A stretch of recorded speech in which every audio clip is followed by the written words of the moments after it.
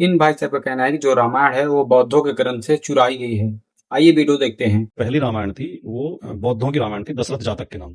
और उसमें कहानी ये आती है कि वाराणसी का एक राजा था जिसका नाम दशरथ था, अयोध्या का नहीं, वाराणसी का। और उसके दो बेटे थे, राम और लक्ष्मण, और एक बेटी थी सीता। यानी इसमें बहन बना दिया है। और उसकी कहानी केवल इतनी है कि उनकी रानी ने उनकी जो मुख्य रानी थी उसकी मृत्यु होगी, तो उन्होंने दूसरी रानी को पटरानी बना दिया। तो उसने राजा से कहा कि मेरे बेटे को गद्दी मिलनी चाहिए आपके पास। तो दशरथ के दिमाग में आया कि ये गद्दी के लिए मेरे बेटे राम को मरवा भी सकती है। तो उन्होंने ज्योतिषियों को बुलाया और पूछा कि मेरी आयु कितनी शेष है। उन्होंने कहा आपकी आयु 12 वर्ष शेष है। उन्होंने राम से कहा कि तुम और लक्ष्मण दोनों हिमालय पर चले जाओ, वनवास नहीं, हिमालय, और 12 साल बाद आकर राजगद्दी पे बैठ जाए। तो वो दोनों चले गए और सीता भी उनके साथ चली गई। और दशरथ की मृत्यु 10 साल बाद हो गई। तो फिर उन्होंने जो मंत्री थे उनके, वो उन्हें लेने गए। तो राम ने ये कहा कि मेरे पिता ने मुझे 12 साल के लिए आदेश दिया था, मैं 12 साल बाद आऊंगा। अब आप ही सोचिए, कहाँ राम भगवान का जन्म ईसा से 51 से 14 ईस्वी पूर्व हुआ था, और कहाँ बौद्ध धर्म की स्थापना ईसा से 4वीं-5वीं शताब्दी में हुई थी।